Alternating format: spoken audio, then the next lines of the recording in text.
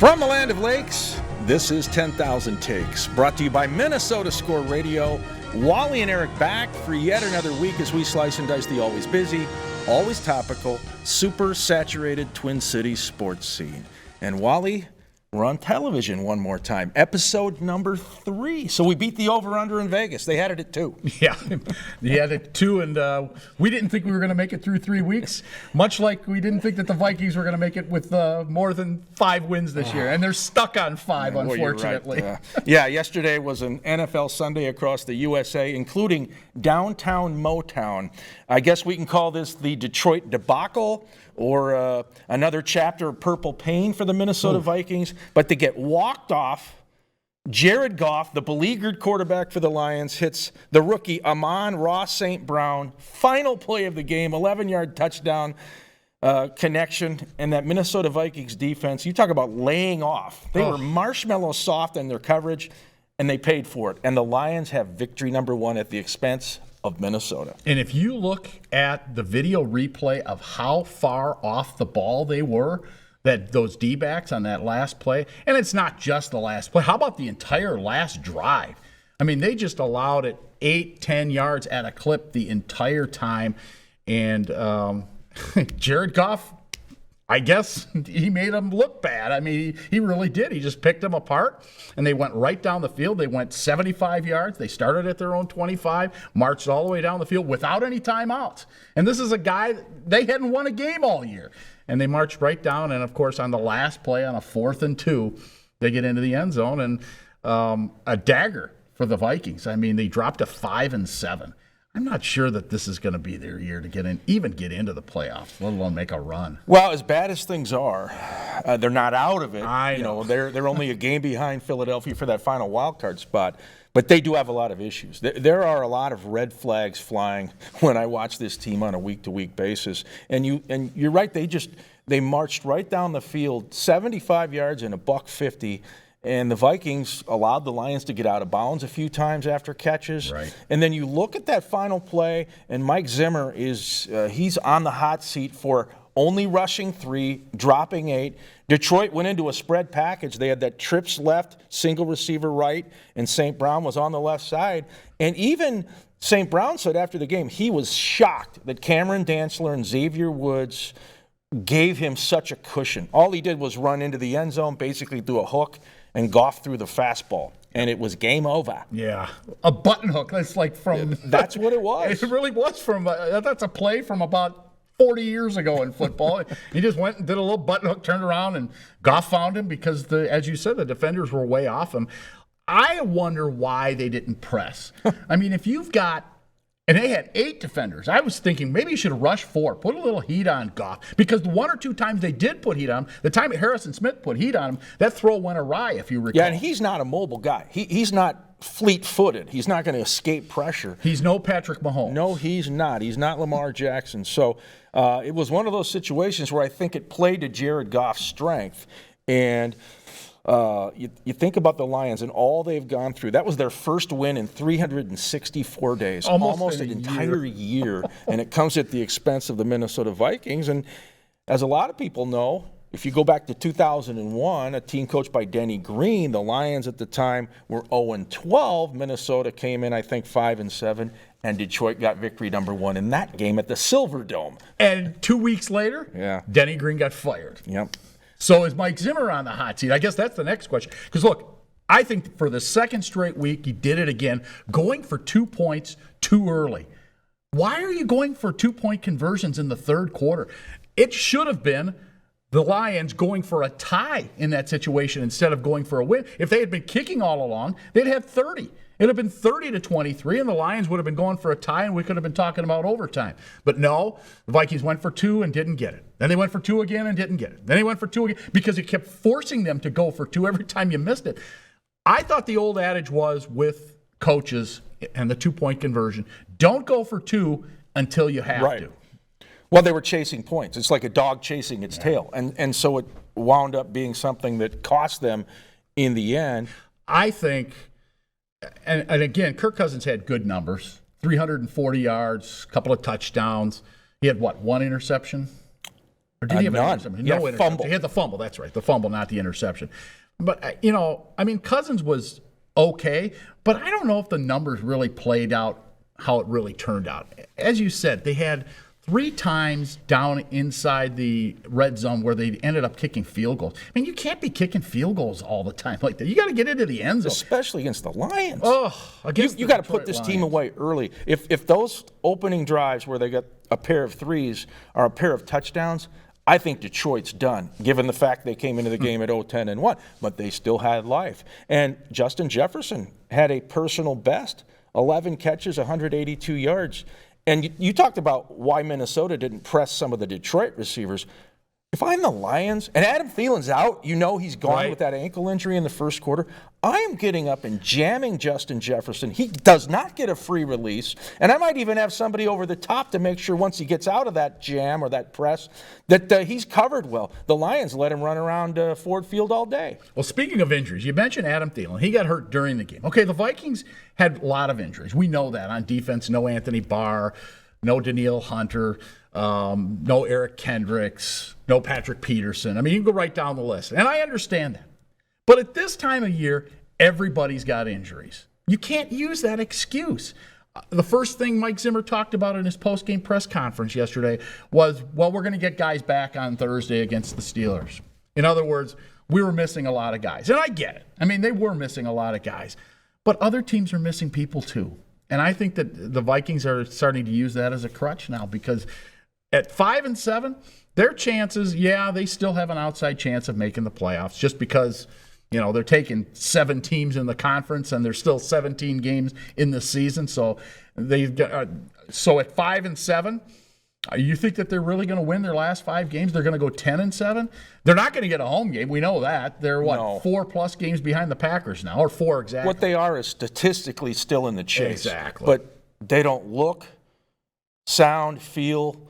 They don't have that vibe that a playoff team gives off. Exactly. They don't have that swagger and that once vaunted defense. And again, Mike Zimmer's staple is defense. This is not a good defensive team. Yes, you're right. They've had injuries. But even when some of the guys have been on the field, they've given up a lot of points. I mean, this is the first time Detroit scored 20 or more points since week 1. And I think especially troubling is end of the second quarter, end of the first half, and then late in the fourth quarter or overtime, the Vikings are giving up way too many points. And it's one of the worst numbers in the league. That if you get them late in the second or late in the game or overtime, that defense is not going to make a stop. And we saw it yesterday. Do you think Mike Zimmer is on the hot seat now? I mean, let's face it. It's 8 years now. And they made their deepest run when they went to the NFC Championship game and lost to the Philadelphia Eagles a few years ago. But that's in the rearview mirror. This defense does not look like the defenses of the early on Mike Zimmer era. This defense has been mediocre to poor the last 2 seasons. Now, last year they were bad. This year, they've been so at best. I think that Mike Zimmer clearly, and I don't think this is breaking news to anybody, but I think clearly he's on the hot seat. They've got to at least make it to the postseason or he's not going to be around next year. Yeah, I think he's on the bubble, no doubt. Now, the Wilf family, Ziggy and Marv, they're patient. They're not going to make a move until the end of the year, and that would be January 9, and that's their final regular season game against Chicago. But, it's one thing to talk about a replacement. Are they identifying potential candidates? And then is Rick Spielman also on that same hot seat? So a lot for the Vikings fan base to chew on. Yes, for sure. Stick around, a lot more coming up. We'll talk to Al Newman, a 2-time World Series champion with the Minnesota Twins. This is 10,000 Takes, your purple ticket.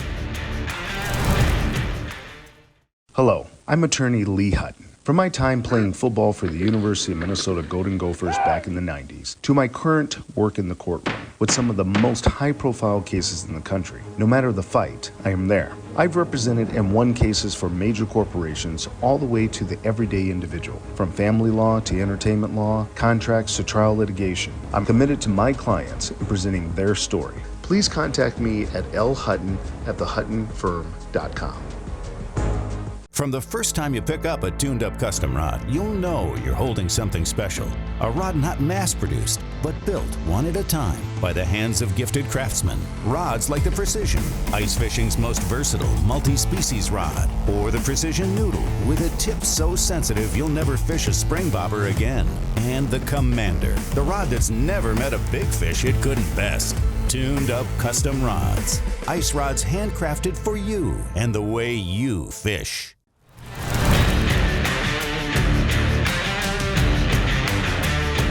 Welcome back, 10,000 Takes, the TV show. Wally and Eric with you.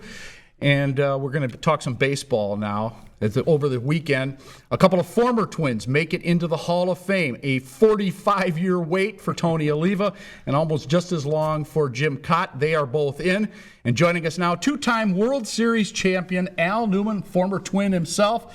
Al, welcome to the show. And I would say the modus operandi here is finally these two guys get in.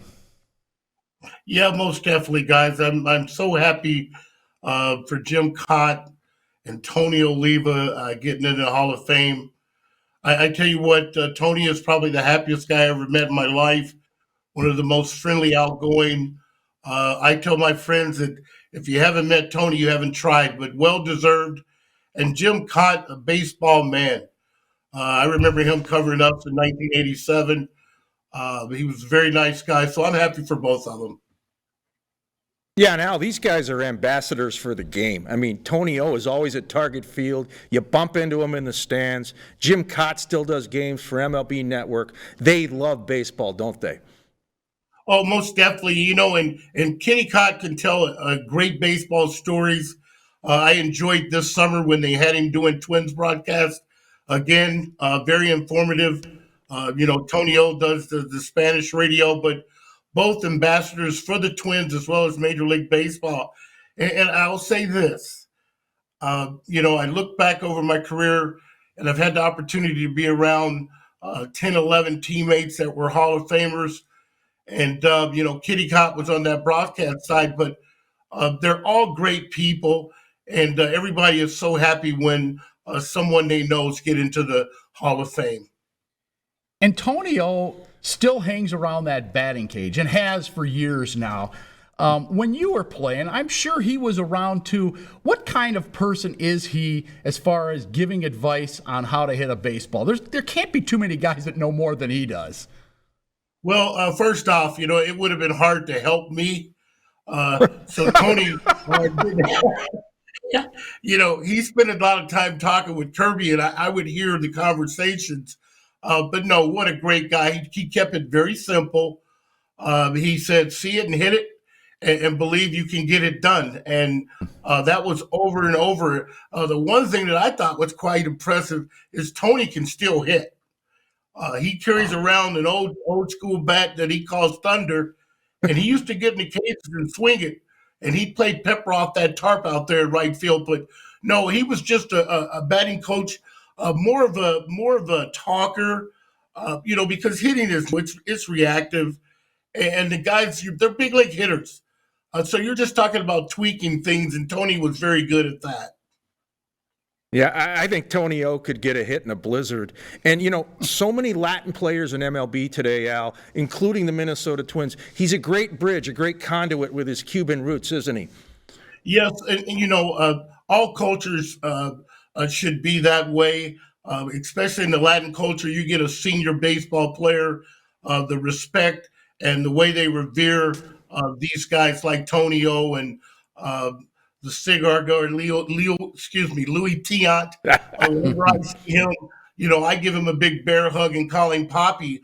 It's just great to be around those guys. And yes, the Latin players should gravitate towards Tony O, and they do.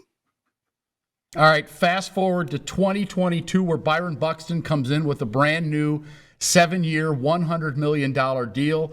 What do you think this means for the Minnesota Twins, and what does it mean for Byron Buxton? Well, for Byron, obviously it's generational money. For the Minnesota Twins and fans like myself and you guys, hopefully we get to see him on the field for 7 years, where he plays 140 games, 145 games for the Minnesota Twins, and we get to see that player that we watched for a full month this year. And man, he overwhelmed us. He showed us what his potential is and can be, and hopefully it turns out to be a good contract. And I think, too, Al, the good news for Twins territory is they don't see him walk away. David Ortiz, Eddie Rosario, Carlos Gomez, Torrey Hunter, Aaron Hicks, these guys all went elsewhere and excelled. Byron stays in Minnesota. Yes, he stays here, and yes, they did have one arm behind their back when it came to re-signing Byron Buxton. If they would have let him walk, it would have been tough to explain because, as you mentioned, all the players that left, it was difficult this year watching former Twins players produce in the playoffs, and so that was in their face too, especially going into a lockout season. Hopefully that doesn't happen, but yes, the Twins had to get this done. Well, you brought it up, so I'll continue down that road. What's going to be the end game of this lockout? Well, I hope both sides aren't foolish enough to have a lockout. I think, and I'm hoping that the phrase lockout is just used because the contract expired and no business can be done. I'm confident, I'd say I'm 100% confident that the owners and the players will come to their senses and get this done quickly before the first of the year. And the reason why I say that, you're coming off a COVID season where both sides took it in the pants. So there has to be a happy medium there. And when you had 20-something odd years of getting along and making things work for the benefit of both sides, plus the fans, that's a good combination. So I'm pretty certain in my heart that they'll get something done. Al, at your core, I know you're a Kansas City guy. You're beaming with pride. Your Chiefs knocked off Denver the other night at Arrowhead, and you eat barbecue for breakfast, lunch, and dinner. And over your right shoulder is a picture of Kauffman Stadium. Please tell me the Royals aren't going to leave the K to go downtown in Kansas City to the Power and Light District. I hear that, and I cringe because I love the K.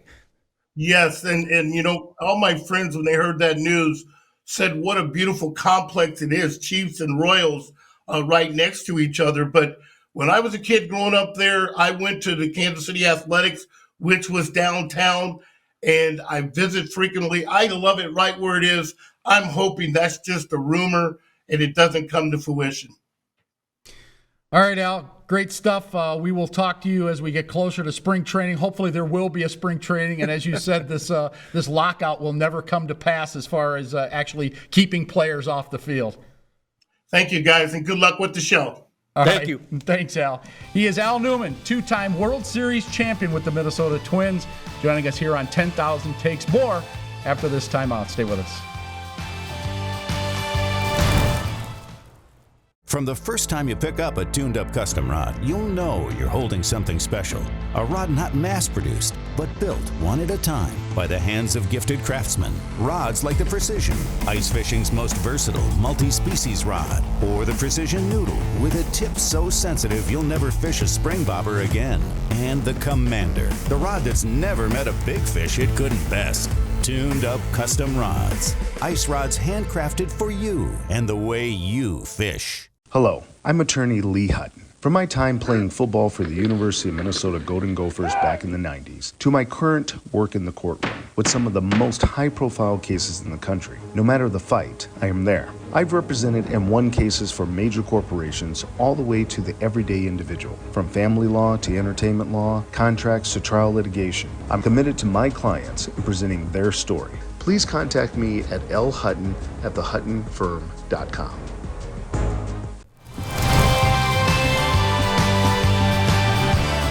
Eric and Wally with you here on 10K Takes, the TV show. And over the weekend, we learned the destination for your Golden Gopher football team. They are headed back to a bowl game. They're headed back to Phoenix, Arizona. They'll be playing at in the Guaranteed Rate Bowl at Chase Stadium, which, of course, is where the Diamondbacks play baseball. They're not playing where the Cardinals play football. They're playing where the Diamondbacks play baseball. I guess the good news is for Minnesotans, you can go down and enjoy some warm weather.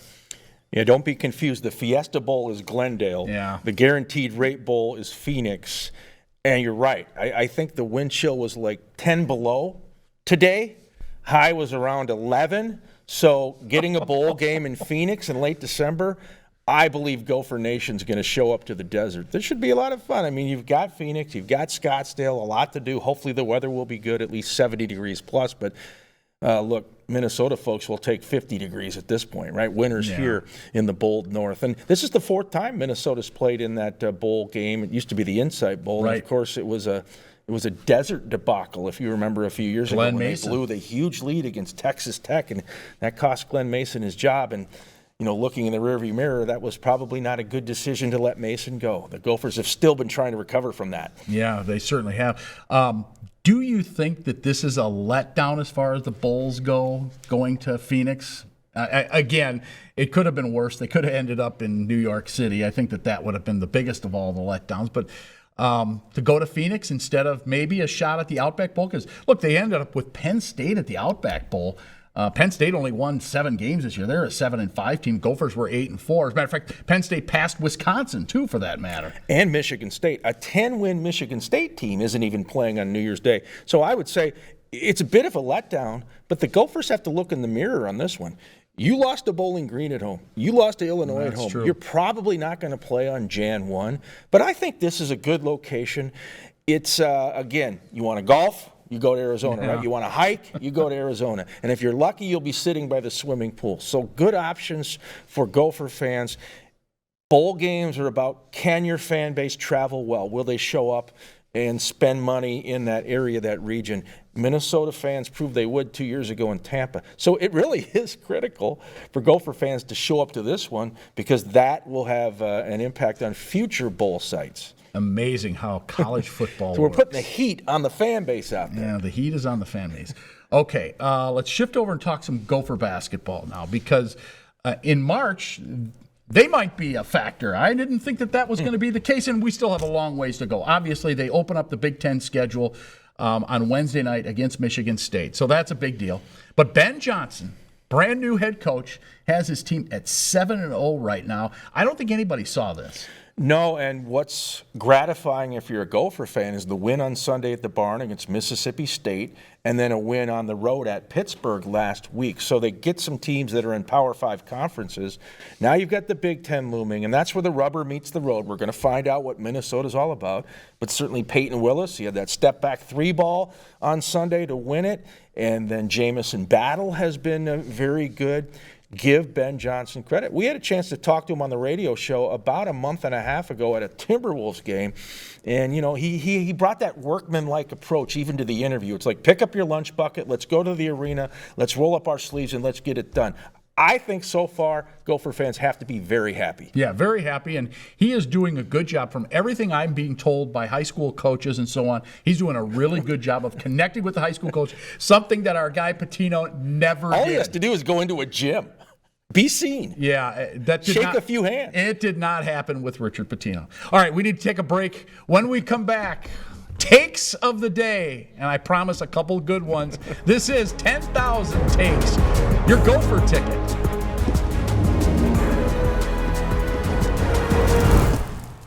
Hello, I'm attorney Lee Hutton. From my time playing football for the University of Minnesota Golden Gophers back in the 90s, to my current work in the courtroom with some of the most high-profile cases in the country. No matter the fight, I am there. I've represented and won cases for major corporations all the way to the everyday individual. From family law to entertainment law, contracts to trial litigation. I'm committed to my clients in presenting their story. Please contact me at lhutton@thehuttonfirm.com.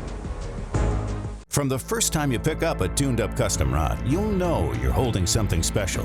A rod not mass-produced, but built one at a time by the hands of gifted craftsmen. Rods like the Precision, ice fishing's most versatile multi-species rod, or the Precision Noodle with a tip so sensitive you'll never fish a spring bobber again. And the Commander, the rod that's never met a big fish it couldn't best. Tuned-up custom rods. Ice rods handcrafted for you and the way you fish.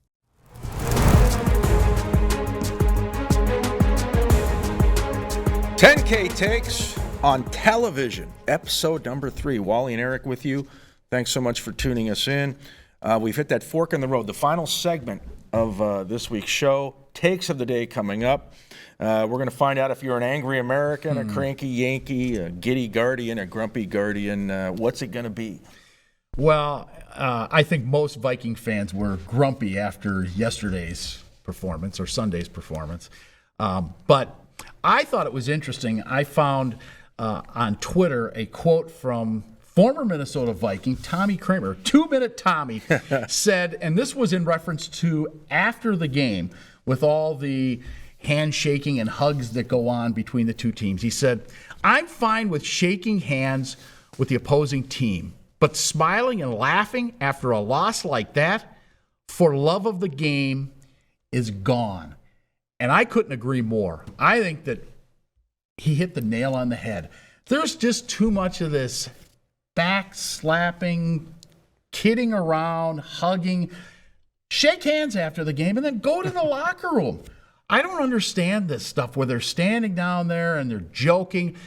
I think, and I might be wrong on this, but I think that there are some fans, and many fans, does that matter, that have more emotionally invested into the Vikings than some of these players do. I think it's turned into a paycheck thing. It doesn't really matter if they win or lose. Yeah, they want to win. I'm not suggesting that they don't want to win the football game.